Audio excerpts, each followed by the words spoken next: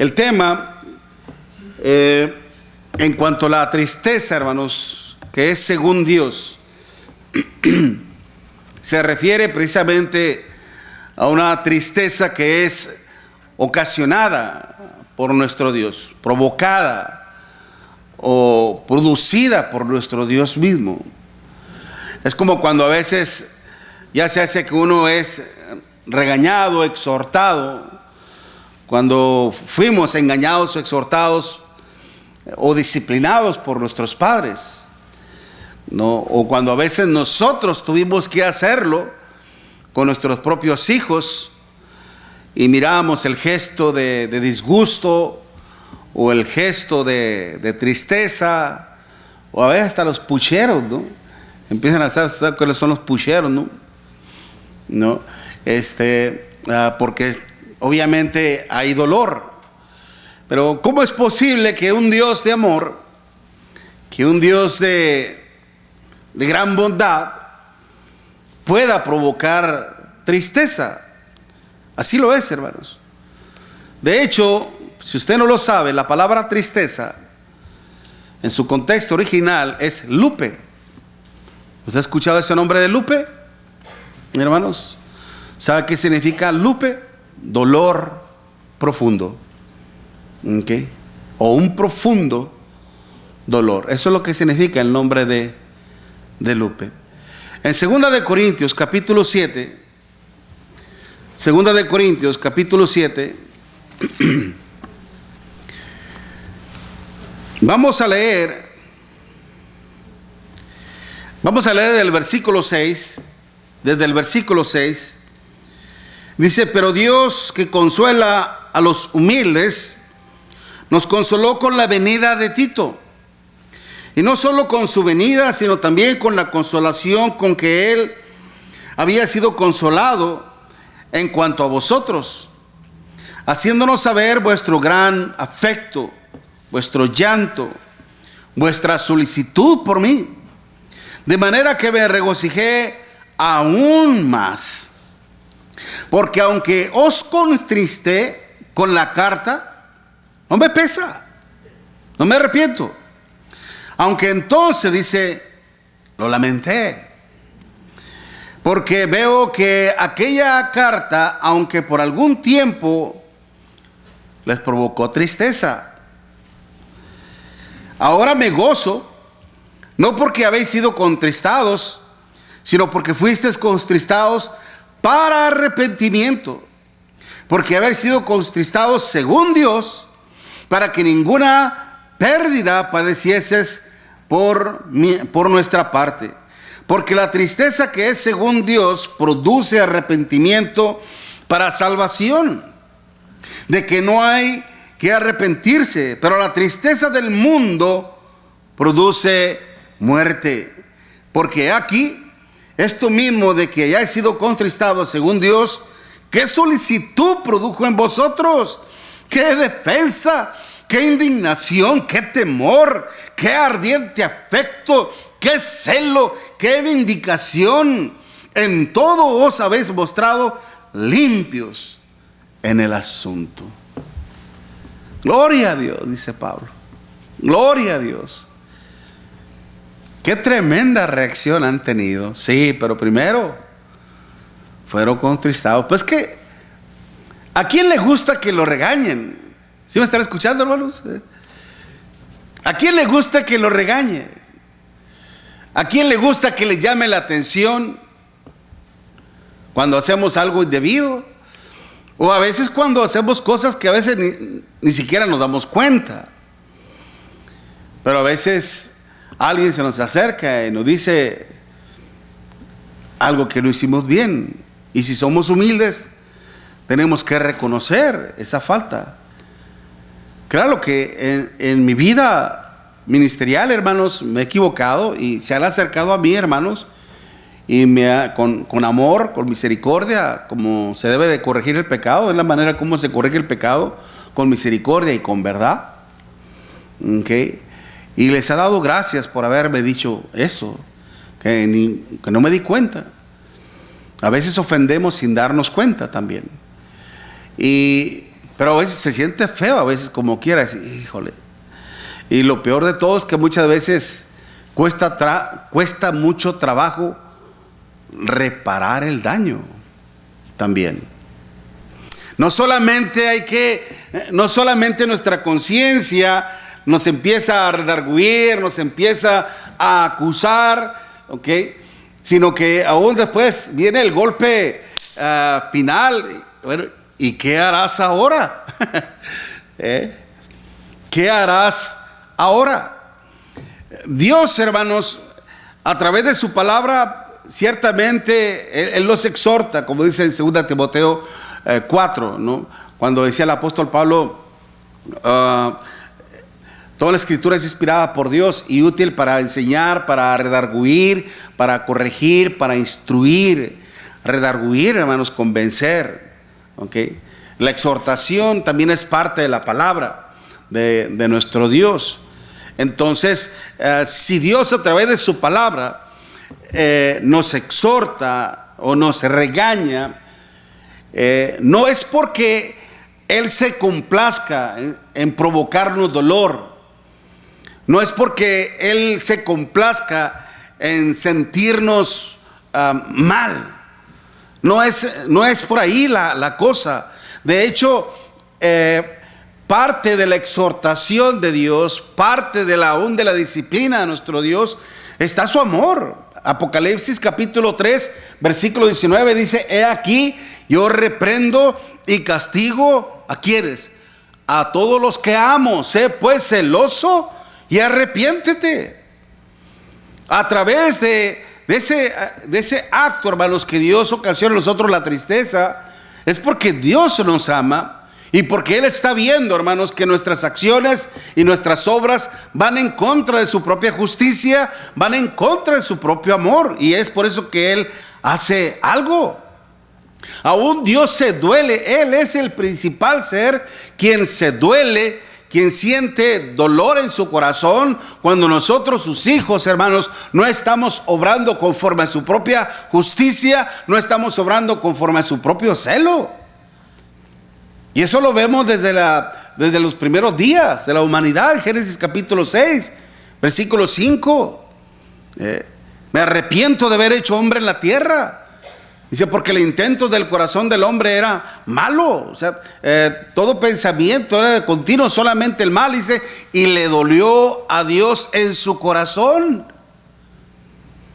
Aún si usted considera esta cita de Ezequiel capítulo 36, versículo 20, hermanos, nos habla del dolor que nuestro Dios sentía al ver que su templo, hermanos, había sido profanado.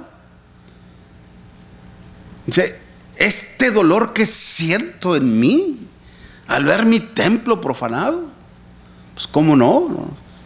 El templo de nuestro Dios se había convertido en una sinagoga prácticamente de Satanás, de idolatría. Dios se duele, hermanos, también. ¿Okay? Y es por eso que Él reacciona de esa manera. Por eso, si nuestro Dios produce tristeza en nuestro corazón, hermanos, es precisamente para que nos volvamos hacia Él. Y en algún momento de nuestra vida, hermanos, que era lo que tanto usted como yo en algún momento vamos a ser reprendidos por alguien, pero ¿cómo le podría decir?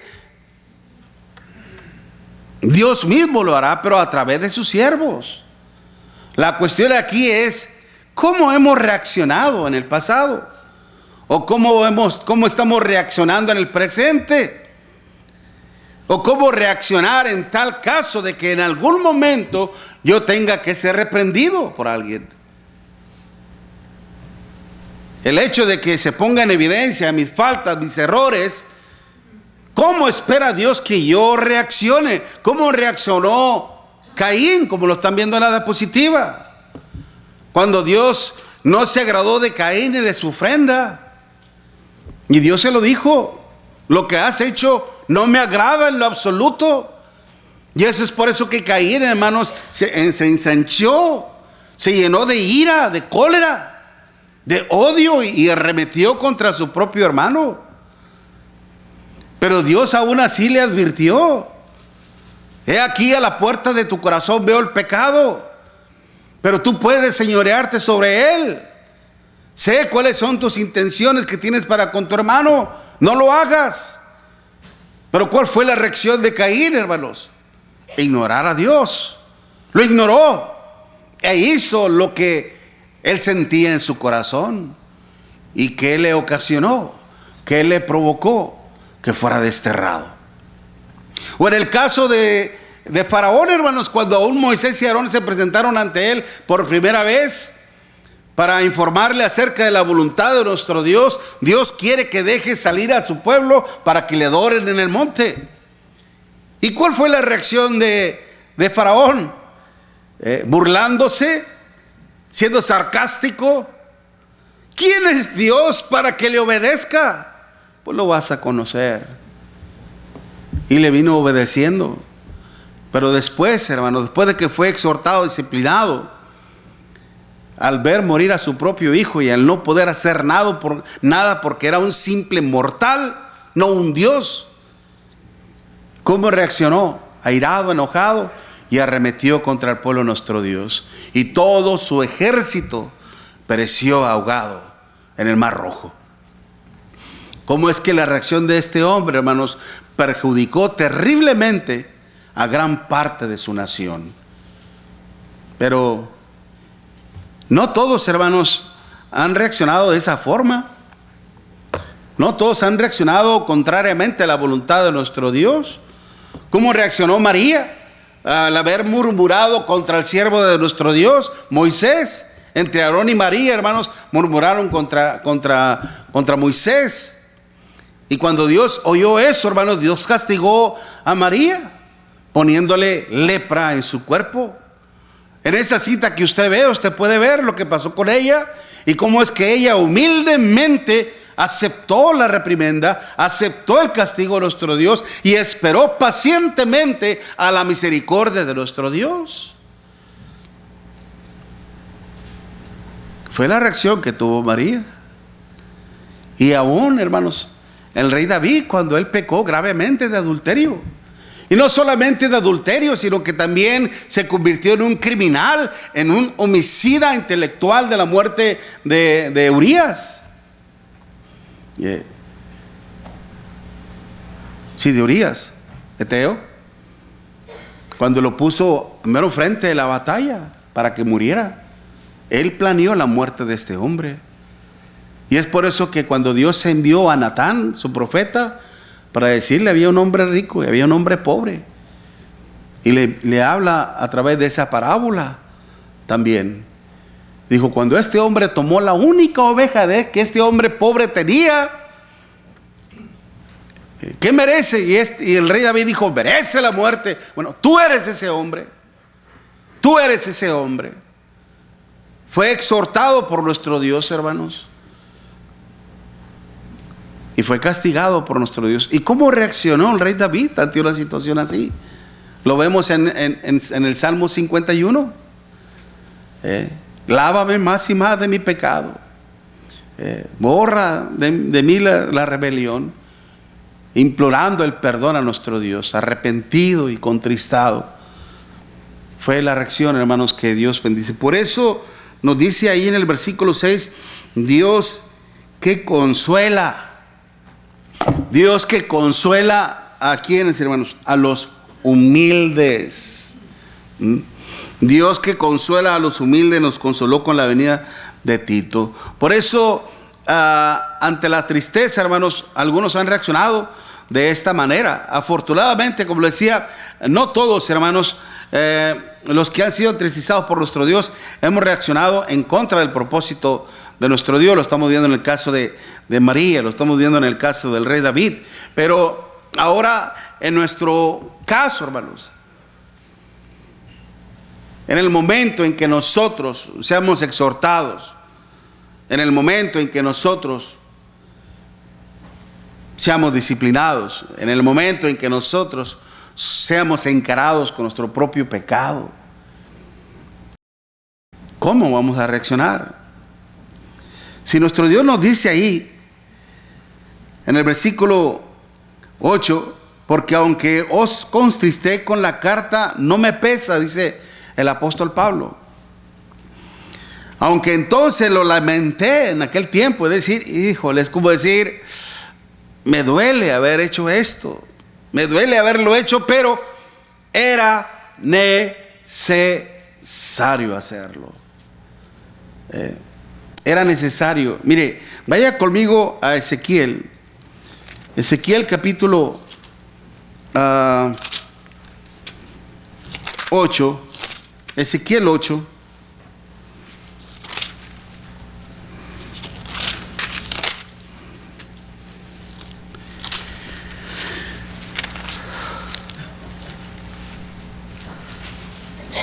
Perdón, es Ezequiel capítulo 3. Ezequiel capítulo 3. Versículo 17. Ezequiel capítulo 3, versículo 17. Hijo de hombre, yo te he puesto por atalaya en la casa de Israel. Oirás pues tú la palabra de mi boca y los amonestarás de mi parte. Cuando yo dijere el impío, de cierto morirás, y tú no le amonestares ni le hablares, para que el impío sea apercibido de su mal camino, a fin de que viva, el impío morirá por su maldad, pero su sangre, dice, su sangre demandaré de tu mano. Pero si tú amonestares al impío, y él no se arrepintiere de su impiedad y de su de mal camino, él morirá por su maldad. Pero tú, ¿qué dice? Habrás librado tu alma. Si el justo se apartare de su justicia e hiciere maldad y pusiere yo tropiezo delante de él, él morirá. Porque tú no le amonestaste, en su pecado morirá. Y sus justicias que había hecho no vendrán en memoria, pero su sangre demandaré de tu mano. Pero si al justo amonestare para que no peque y no pecare, dice, de cierto vivirá, porque fue amonestado, y tú habrás librado tu alma. Hermanos, aquí la responsabilidad en cuanto el ver el pecado no solamente está en uno, no solamente está en mí como el predicador, no solamente está en los posibles ancianos que vayamos a tener, Dios mediante. Aquí la responsabilidad está entre todos. Por algo el Señor nos dice, si tu hermano peca contra ti, ve y habla tú con él, estando a solas. Mateo capítulo 18. Si te oyere, dice, le has ganado. Pero si no te oyere, en la siguiente ocasión lleva a 2 o 3 testigos, para que en boca de 2 o 3 conste, sea válida toda palabra. Mas si no los oyere, entonces dilo a la iglesia. Y si no oyere a la iglesia, entonces tenle por gentil y publicano. Si una acción de un hermano o de una hermana a mí me afecta, en lo personal me ofende, ¿qué es lo que dice el Señor que tengo que hacer? ¿Hablarlo con los demás? No, ve y habla con él. ¿Okay? Tú tienes esa responsabilidad, dice el Señor. Eres una atalaya también. Una responsabilidad que tenemos principalmente con Dios. De que se va a amonestar, de que se va a enojar, de que, oye, espérate, no lo hagas, porque mira, es el que ofrenda más. Y si lo incomoda, se va a ir y luego la ofrenda. Algunos lamentablemente han pensado así. No, señor, no, señora. ¿Okay? Aquí lo que se va a hacer es la voluntad de Dios, porque está en juego mi salvación y está en juego su salvación también, que debe ser para la honra y gloria de nuestro Dios. Amén, hermanos. Amén. Por eso este es nuestro gran deber, y este es el punto principal. Qué importante es, hermanos, conocer esto para saber cómo reaccionar. La tristeza que Dios produce en nosotros tiene beneficios maravillosos, tiene beneficios espirituales y sobre todo eternos. Eternos. ¿Cuáles son estos? Mire, en primer lugar, dice la Escritura, si rezamos a 2 de Corintios capítulo 7 y en el versículo 9, dice: ahora me gozo no porque habéis sido contristados, sino porque habéis sido contristados para arrepentimiento. Porque habéis sido contristados según Dios, para que ninguna pérdida padecieses por nuestra parte. Es decir, hermanos, que nuestro Dios no solamente se vale de su bondad, de su misericordia, como dice Romanos capítulo 2, versículo 4. O menosprecia la riqueza de su benignidad, paciencia y longanimidad, ignorando que su benignidad te guía hacia el arrepentimiento. No solamente lo bueno, lo tierno, lo amoroso que es Dios, hermanos, se utiliza para vernos, hacernos ver mi error, hacerme ver mi falta, hacerme ver mi pecado y llevarme hacia el arrepentimiento, reconocer que hice mal y sentirme mal delante de Dios. No solamente es a través de esos recursos que Dios utiliza, sino también a través de la exhortación, a través de la reprensión misma. Mi hermano, no estás bien lo que estás haciendo. Mi hermana, no está bien lo que está haciendo. De corazón lo digo con todo temor, pero con todo el amor del Señor. Dios le ama profundamente y Dios quiere que usted reconozca su falta, su pecado y se arrepienta. Dios lo hizo con la iglesia del Señor, hermanos, en Corintio. ¿Cuál era el problema? Pues acordémonos allá en la primera carta, en el capítulo 5, en donde el hijastro estaba teniendo relaciones sexuales con su madrastra y la iglesia como si nada. Y es por eso que el apóstol Pablo exhortó duramente a la iglesia del Señor y tuvieron una reacción positiva para la honra y gloria de nuestro Dios. Y es por eso que Pablo dice: ¿cómo han cambiado las cosas ahora? ¿Cómo han cambiado las cosas? Para que ninguna pérdida sufras. Pérdidas, hermanos, que son totalmente irreparables, que podrían ser irreparables. Pérdidas, hermanos, que se podrían ser irrecuperables, que no tienen nada que ver con lo físico, lo material, sino meramente con lo espiritual. Algo mucho más delicado, hermanos, como lo que es la salvación de nuestra alma y nuestro propio destino en la eternidad, indicándonos así que aún siendo cristianos, hermanos, podemos perder la salvación. Podemos perder la promesa de la vida eterna. Por eso, si los hermanos de Corintio, hermanos, no querían perder la salvación de su alma o la salvación que nuestro Dios les había prometido, ¿qué era lo que tenían que hacer? Reconocer su pecado, reconocer su falta, reconocer su error y humillarse delante de nuestro Dios. Así como cuando el pueblo judío fue confrontado, hermanos, públicamente por aquel sermón del apóstol Pedro. Sepa pues ciertísimamente toda la casa de Israel que a este Jesús, a quien vosotros, sí, ustedes crucificaron, Dios lo ha hecho Señor y Cristo. Al oír esto, ¿qué pasó? Se compungieron de corazón, se llenaron de tristeza, de aflicción, de dolor y dijeron: varones hermanos, ¿qué haremos? Estamos en un serio problema. ¿Cómo podemos revertir nuestra condición? ¿Qué debemos hacer para estar en paz con nuestro Dios? Arrepentíos y bautícense cada uno de vosotros en el nombre de Jesucristo para el perdón de sus pecados y recibiréis el don del Espíritu Santo. Arrepiéntanse y vuélvanse a Dios en obediencia. Y los hermanos en Corintio, hermanos, cuando fueron exhortados por la palabra de Dios, también se humillaron, reconocieron sus faltas y lo hicieron, porque pusieron precisamente en balanza su salvación, hermanos. Si nosotros hemos sido contristados por nuestro Dios o lo seremos en el futuro, hermanos, ¿cuál debe de ser nuestra reacción? Seamos humildes, porque a quien, como dice la Escritura en Santiago, Dios pone gracia. Dios pone gracia en los humildes. Y con los soberbios, ¿qué hace? No. Imagínense. Dios mío, ayúdame. Oh. Resiste. Aleja. ¿Ok? Como lo decía con el pueblo judío, hermanos, antes de que viniera nuestro Señor Jesucristo en Malaquías: aparta de mí tus fiestas solemnes, tus sacrificios engordados me son abominaciones.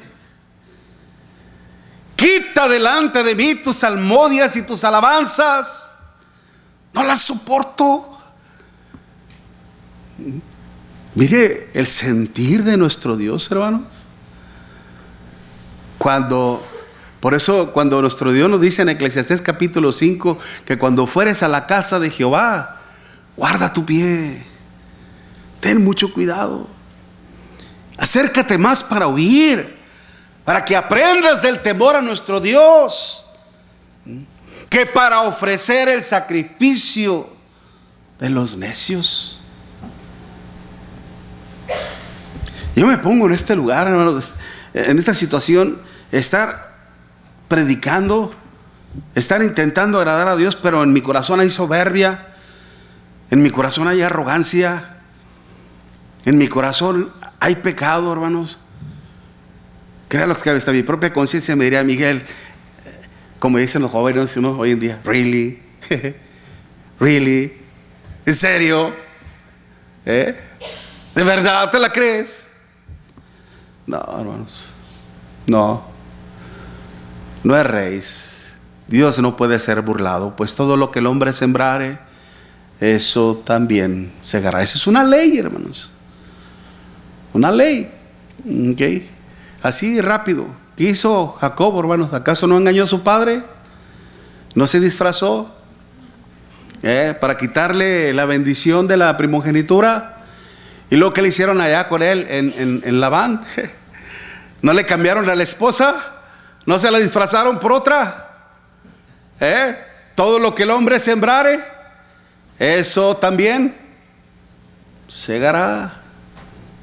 ¿Qué pasó en la vida del rey David? Todo lo que el rey hizo, toda la maldad, se le volvió también. Por eso tengamos mucho cuidado, para que no suframos ninguna pérdida, hermanos. Si fuimos contristados al saber que nuestros pecados obviamente lastimamos el corazón de nuestro Dios, hermanos, pues no lo hagamos.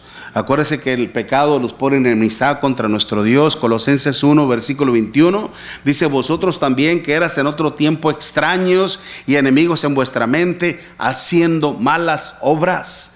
El cristiano ya no debe de andar en malas obras, sino más que todo, hermanos, en el amor de nuestro Dios, como dice Romanos capítulo 5, versículo del 8 al 9. Pero Dios, que es rico en misericordia, también dice: con su gran amor con que nos amó, estando aún nosotros muertos en pecado, nos dio vida juntamente con Cristo. Efesios 2:4. No solamente, hermanos, porque nuestro Dios no quiere que suframos ninguna pérdida espiritual, sino también para que obremos conforme a su justicia o conforme a su celo, como dice ahí en 2 Corintios 7, versículo 11. Porque he aquí, dice, esto mismo de que haya sido contristado según Dios, dice, qué solicitud produjo en vosotros, qué defensa, qué indignación, qué temor, qué ardiente afecto, qué celo, qué vindicación. En todo os habéis mostrado limpios en este asunto. Toda una reacción positiva, hermanos. La solicitud implica la prontitud de corregir tal problema.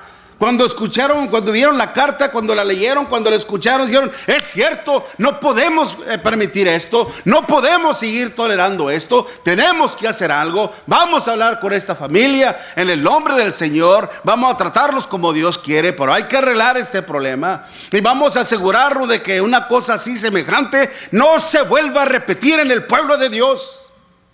Esto ofende y esto lastima a nuestro Dios. No más. Y todos dijeron: amén, gloria a Dios. una vindicación.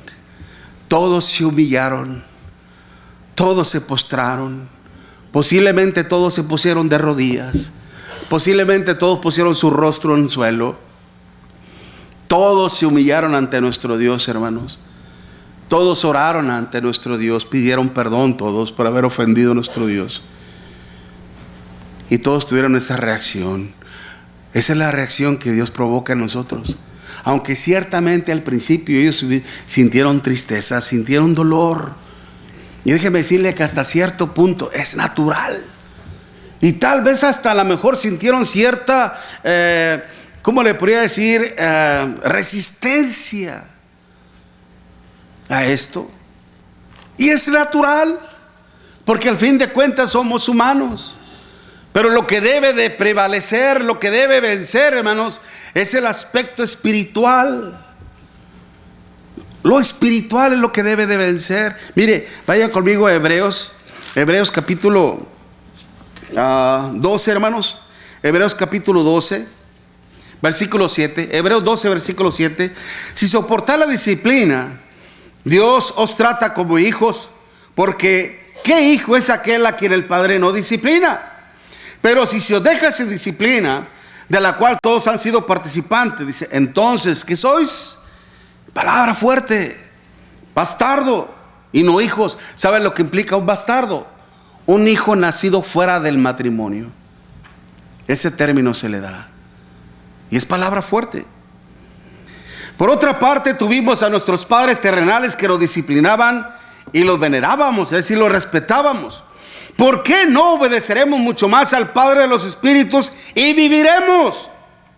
A aquellos ciertamente por pocos días nos disciplinaban como a ellos les parecía, pero o sea Dios, para lo que nos es provechoso,